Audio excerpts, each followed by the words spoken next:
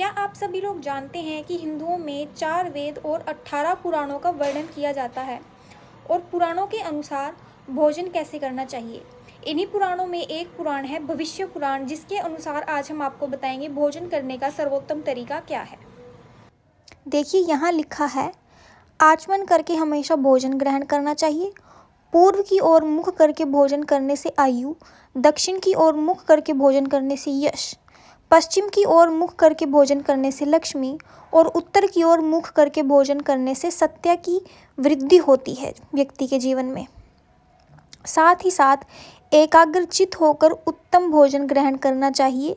कभी भी भोजन की निंदा नहीं करनी चाहिए। ये नहीं बोलना चाहिए कि अच्छा नहीं बना, ये नहीं बना, वो नहीं बना, आज नमक तेज़ है, ये है। बिल्कुल आदर भाव से संतुष्ट होकर भोजन को देखकर हर्ष उत्पन्न होना चाहिए व्यक्ति के अंदर, तब आपको वो भोजन ग्रहण करना चाहिए। साथ ही साथ यहाँ पर लिखा हुआ है, पूजित अन्न या फिर पूजित भोजन करने से बल और तेज की वृद्धि होती है।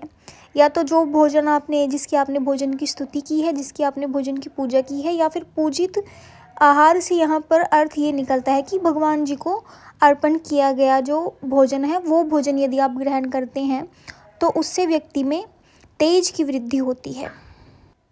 साथ ही साथ यहाँ पर लिखा हुआ है, उच्छिष्ट भोजन यानी कि झूठा भोजन ना तो कभी ग्रहण करना चाहिए और ना अपना भोजन किसी को देना चाहिए। साथ ही साथ यदि आप एक बार आपने भोजन छोड़ दिया है, एक बार आप थाली से उठ गए हैं, तो छोड़ने के बाद दोबारा वही भोजन ग्रहण नहीं करना चाहिए। मतलब बार बार अपना ही झूठा भोजन नहीं खाना चाहिए। ऐसी ही एक कहानी इन्होंने बताई है मुनि ने राजा को, कि सतयुग की बात है, एक वैश्य बड़ी समृद्ध थी, अपने भाइयों बंधुओं के साथ भोजन करने के लिए बैठी थी। जैसे ही वह भोजन के लिए बैठी, उसे बाहर से आवाज़ आती है। आवाज़ सुन के वो भोजन छोड़ के सीधा पहले बाहर जाती है देखने के लिए कि बाहर कौन है। जब तक वो बाहर पहुंचती है, बाहर से वो व्यक्ति चला जाता है जिसने उसे आवाज़ लगाई होती है। उसके बाद आकर वो छोड़ा हुआ भोजन ग्रहण कर लेती है। उस भोजन को ग्रहण करने से उसकी मृत्यु हो जाती है और उसे गति नहीं मिलती।